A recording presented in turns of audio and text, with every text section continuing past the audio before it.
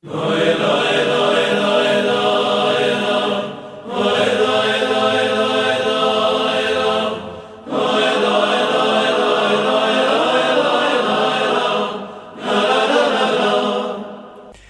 Aleichem, bonjour à toutes et à tous pour cette Kabbalat Shabbat, accueil du Shabbat un peu particulier aujourd'hui. Nous sommes veille de Shabbat à Haremot Kedoshim, deux parachiotes très importantes, je dirais fondamentales.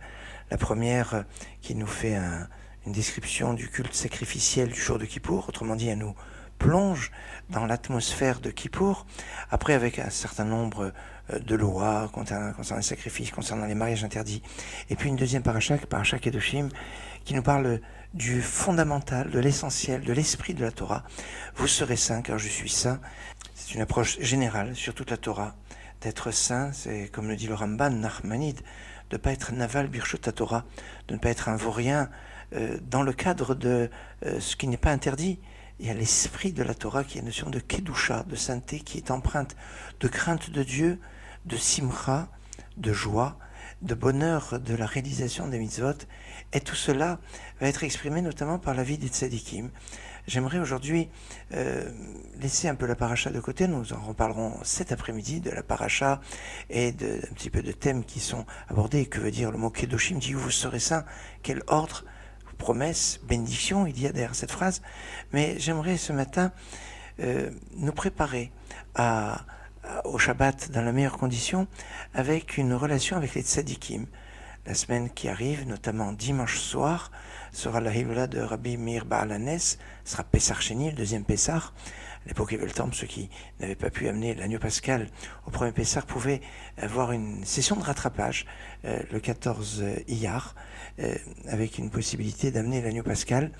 Alors certains ont l'habitude de manger la matzah, à ce moment-là, on fait pas un jour un peu festif, même si quelque part à partir du moment où on a fait le premier Pessar, le deuxième Pessar n'a plus de sens, et nous avons tous fait Pessar. Alors nous n'avons pas amené l'agneau pascal, certes, parce qu'il n'y a pas d'hôtel, il n'y a pas de possibilité technique de pouvoir le faire, mais cela est considéré comme si on l'avait fait puisque nous l'avons lu.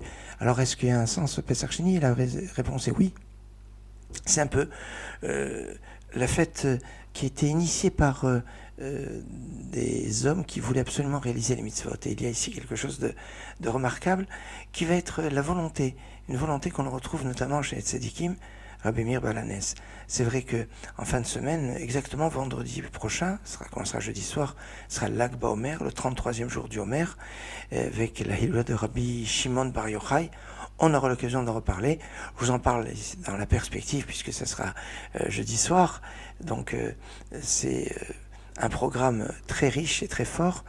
Mais dans l'immédiat, dimanche soir, l'Hilula de Rabbi Meir Baal Hanes. Et à cette occasion, on a l'habitude de chanter un certain nombre de piyutim, de poèmes liturgiques. Oui, on allume des bougies. Oui, on doit étudier les paroles de ces sages. C'est l'un des sens premiers de la Hilula de Rabbi Meir Baal Hanes. C'est un livre qui s'appelle Meir Bat Ayin, qui consigne tous les enseignements de Rabbi Meir que l'on retrouve dans la Mishnah. Plus de 200 fois, on retrouve Rabbi Meir Baal Hanes cité dans la Mishnah, et on va voir qu'on le retrouve même encore plus que ça. En tout cas, là, Rabbi Meir est marqué en toutes lettres. Et donc on lit, on étudie ce livre, mais aussi on chante. En l'honneur de Rabbi Meir, il y a un certain nombre de poèmes liturgiques qui ont été composés, notamment par un certain Rabbi Meir. Ah oui, il portait le même nom que Rabbi Meir Baal Hanes. Lui, c'est Rabbi Meir Ben Elisha. C'est remarquable parce que Ben Elisha, c'était le fils d'Elisha. Or, Rabbi Meir, c'était l'élève de Elisha Ben Abouya. Et on sait que être l'élève, c'est comme être le fils. Et là, ce poème liturgique qui va être l'un des plus réputés, des plus populaires, Eftarpi Berina. Et ce poème liturgique a été écrit par ce fameux Rabbi Meir. Vous retrouvez en acrostiche, au début de chaque phrase, eh bien, Ani, je suis, Meir, Chazak, donc Meir et chazak. Alors que raconte ce poème liturgique? Ce que je vous propose, eh bien, c'est qu'on va un petit peu le chanter, pas le traduire systématiquement, mais pouvoir le comprendre. Et je crois que ça peut être bien comme ça. On peut chanter ces poèmes liturgiques même le Shabbat, et que chaque Shabbat, on puisse apprendre un peu les chants du Shabbat pour agrémenter notre table, pas seulement avec des mets succulents, bien évidemment comme vous êtes en train de les préparer, pas seulement avec de jolis livrets Torah, de paroles de Torah, mais aussi avec des chants. Rabbi Israël Abratzera Baba Salé était très très attaché aux chants du Shabbat comme de très nombreux tzadikim, et c'est pour ça que c'est important de chanter, de louer, de chanter aussi les louanges des tzadikim. Et là, eh bien, Eftarpi Berina, ça donne Eftarpi Berina Beshir Unegina Eftarpi Berina Beshir Unegina Eftarpi, j'ouvre la bouche avec des chants et des mélodies. C'est un petit peu comme quand on commence la Mida, on dit Hachem Sefatay Tiftar, Dieu ouvre mes lèvres. Ce chant est un peu comme une prière où on demande à Dieu d'avoir la possibilité que nos lèvres s'ouvrent pour pouvoir chanter la louange de Dieu, pour pouvoir chanter la louange de Rabbi Meir, comme il est marqué la suite, L'Irvod ze Hatana ou Rabbi Meir, l'Irvod en l'honneur, Zehatana de ce Tana. Le Tana, ce sont les maîtres de la Mishnah, ceux qui répétaient l'enseignement. Un Tanou, c'est une notion de répéter l'enseignement. C'est le nom des maîtres que l'on retrouve dans la Mishnah, le noyau dur de la Torah orale. Hu Rabbi Meir, c'est Rabbi Meir Baal Hanez. L'Irvod ze Hatana u Rabbi Meir, לכבוד זה התנא ורבי מאיר, נכבד מכל הנברא ראש ועטרה, נכבד מכל הנברא ראש ועטרה, פוקד כל עקרה ורבי מאיר, פוקד כל עקרה Rabbi Meir, Poked Kolakara, ont été exaucées toutes celles qui étaient stériles. C'est toujours une question, un problème important de la stérilité. Et Rabbi Meir avait cette force dans ses bénédictions de pouvoir exaucer les femmes qui n'avaient pas d'enfants, de pouvoir leur faire une bracha, une bénédiction, une tefila, afin qu'elles puissent avoir le bonheur de porter la vie, le bonheur de donner naissance à un petit tzaddik, à une lumière. יחד כל חברתו לא ידעו דעתו, יחד כל חברתו, avec tous ses amis, לא ידעו דעתו, on ne connaissait pas sa pensée, on n'arrivait pas à aller à la profondeur de sa pensée. Merov Chochmato Shel Rabbi Meir, Merov Chochmato, de la grandeur de sa sagesse de Rabbi Meir. Rabbi Meir, on l'appelait le Chacham, le sage, l'érudit.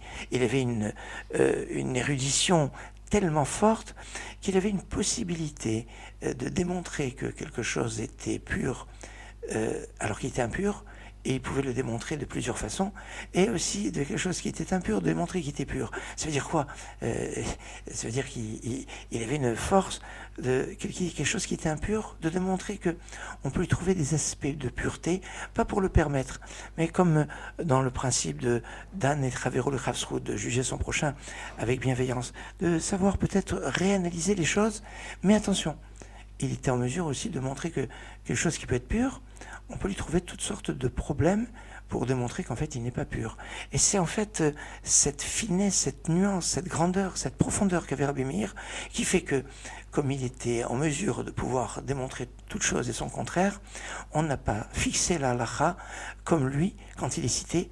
En général, très rarement ça peut être comme lui, mais quand il n'est pas cité, quand il est cité, eh bien on ne fixe pas la halakha comme Rabbi Meir, à cause de la profondeur de sa pensée qu'on ne pouvait pas suivre.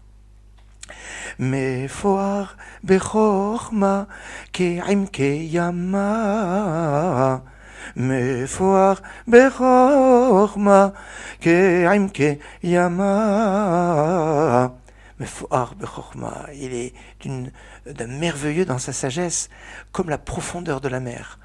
Kol Mishnah setuma hu Rabbi Meir. Kol Mishnah setuma hi Rabbi Meir. Kol Mishnah setuma, toute Mishnah qui est anonyme, satum, elle est bouchée, et c'est-à-dire elle n'a pas d'auteur.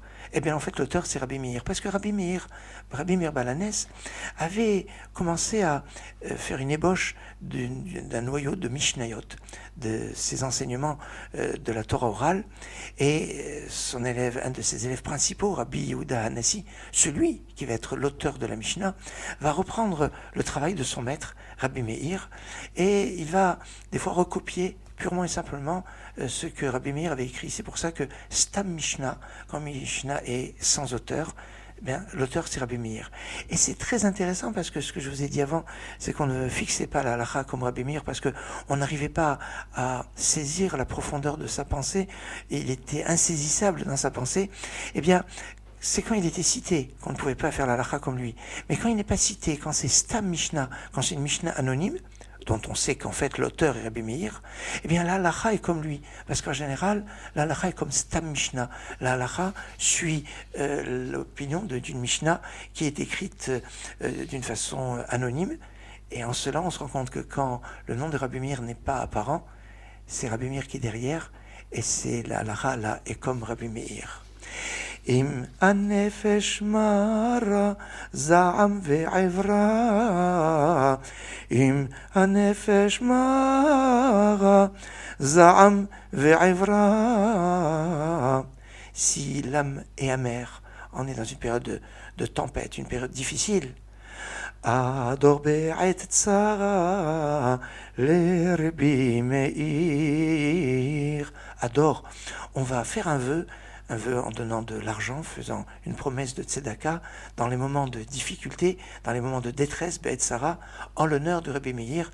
Tout le monde a une boîte de tzedaka en l'honneur de Rabbi Meir Baal HaNes. Et quand on se trouve dans une situation difficile, on dit, ben voilà, je donne une pièce de tzedaka ou un billet ou un peu plus en l'honneur de Rabbi Meir Baal HaNes, et de sortir de ce faux pas, de ce moment difficile. Ador be'et tzara l'Rabbi Meir. Ador be'et tzara l'Rabbi Meir. Ya'an al kol panim lanu din banim. Ya'an al kol panim. Oh, de toutes les façons, nous avons le statut des enfants. Ah, c'est la discussion qu'il avait avec Rabbi Yehuda. Rabbi Yehuda disait que on peut se rapprocher de Dieu, on est proche de Dieu quand être considéré comme ses enfants, quand on se comporte bien, quand on se comporte comme ses enfants. Mais si on se comporte mal, eh bien, on n'a plus le statut d'enfant. Non, Rabbi Meir dit, même si on se comporte mal, eh bien, on a un statut d'enfant qui est un peu rebelle, un enfant qui ne se comporte pas bien, mais on garde toujours le statut des enfants de Dieu. Hiskimu nevonim l'Rabbi Meir. Hiskimu nevonim l'Rabbi Meir. Rabbi Hiya ate ve'edif ote. Rabbi Hiya, qui était la génération d'après Rabbi Yehuda Hanassi, et qui était tout petit à l'époque de Rabbi Meir. Il n'avait vu Rabbi Meir que de dos. Il disait, ah, j'ai une certaine profondeur dans ma pensée parce que j'ai vu Rabbi Meir, mais je ne l'ai vu que de dos. Si je l'avais vu de face quand il enseignait, eh ben, j'aurais été encore plus fort, j'aurais été encore plus perspicace, plus performant dans mon étude. C'est Rabbi Hiya, dont on dit que s'il était accompagné de ses enfants et qu'ils priaient tous les trois ensemble, ils avaient la force de la prière des patriarches et il aurait pu faire venir le Mashiach, mais on l'a empêché. Hein, c'est Rabbi Hiya qui est aussi enterré à Tibériade, comme Rabbi Meir Baal HaNes. Mishum de Hazite l'Rabbi Meir, Mishum de Hazite, parce qu'il avait vu Rabbi Meir. Mishum de Hazite לרבי מאיר, חזקו וזמרו, שירים תאמרו, חזקו וזמרו, שירים תאמרו, וגם יזהרו ברבי מאיר, וגם יזהרו ברבי מאיר. Faites attention à Rabbi Meir. Attention, Yizharu, c'est faire attention à ceci. On voit ici une allusion au Zohar de Rabbi Shimon Bar Yochai, son condisciple, et là ici, c'est cette force. Zichru gezerato vetakanato, zichru gezerato vetakanato. Souvenez-vous, la phrase que Rabbi Meir avait enseignée pour sortir des périodes difficiles. Elaha de Rabbi Meir Aneni, Dieu de Meir, réponds-moi. Alors, Dieu de Meir, ça peut être Dieu de Rabbi Meir. Alors, dans ce cas, on va dire, par respect pour Rabbi Meir, Elaha de Rabbi Meir. Mais certains expliquent cette phrase, hein, Elaha de Meir, Dieu qui éclaire. Dieu qui éclaire, sauve-moi. C'est ça, Elaha de Meir. Alors, voilà, quand on est dans un moment, alors c'est bien de l'accompagner d'une pièce de tzedaka ou même de 3 pièces de tzedaka et de le dire 3 fois. Elaha de Meir Aneni, Elaha de Meir Aneni, Elaha de Meir Aneni. Katuv betorato shel Rabbi Meir, Katuv betorato shel Rabbi Meir. Dans la Torah de Rabbi Meir, à propos des habits de Adam et Chava, d'Adam et Ève, le texte nous dit normalement que Dieu leur avait fait kutnot or, des habits pour leur peau, pour couvrir leur peau, des habits de peau, or avec Aïn. Mais dans la Torah de Rabbi Meir, le mot or n'était pas écrit avec Aïn, mais avec Aleph. Kutnot or, des habits de lumière. Et ce sont ces habits de lumière, à l'instar du talit, du tzitzit, qui est un habit de lumière, eh bien ça, c'est le symbole de cette lumière, parce que Rabbi Meir, c'est celui qui éclaire, qui éclairait les yeux des Chachamim. Kabes pezurenu le'ir kochenu, Kabes pezurenu le'ir kochenu. Kabetz rassemble ceux qui sont exilés à la ville de sainteté. Alors, ville de sainteté, c'est Jérusalem, mais avec un clin d'œil aussi pour la ville de Tibériade, qui est une de ces 4 villes saintes en Israël. Les 4 villes saintes en Israël, c'est Jérusalem, évidemment la première, Tibériade, Tzfat, Safed, et Hébron, où sont enterrés les patriarches. Mera anenu elaha de Rabbi Meir, Mera anenu elaha de Rabbi Meir. Vite, vite, réponds-nous, Dieu de Rabbi Meir, comme cette phrase que nous avons évoquée, qui était la clé de l'enseignement de Rabbi Meir. Rabbi Meir Bahalanes Ruto Yagan Alenu. Rabbi Meir, le maître des miracles, que son mérite nous protège, que son mérite nous accompagne. J'ai voulu passer ce petit moment avec vous, avec Rabbi Meir, avec ce poème liturgique que vous pourrez chanter, qu'on trouve, il s'appelle Eftarpi, que vous trouverez dans tous les bons livres. Pour chanter en l'honneur de Rabbi Meir, vous pouvez le chanter, ce chant Shabbat, mais évidemment le jour par excellence, ça sera dimanche soir, le jour de l'Hillah de Rabbi Meir Ba'alanes. Je vous donne rendez-vous cet après-midi à 15h05, et pour l'heure, je vous souhaite Shabbat Shalom, Git Shabbos, Shabbat Shalom, Umevorach.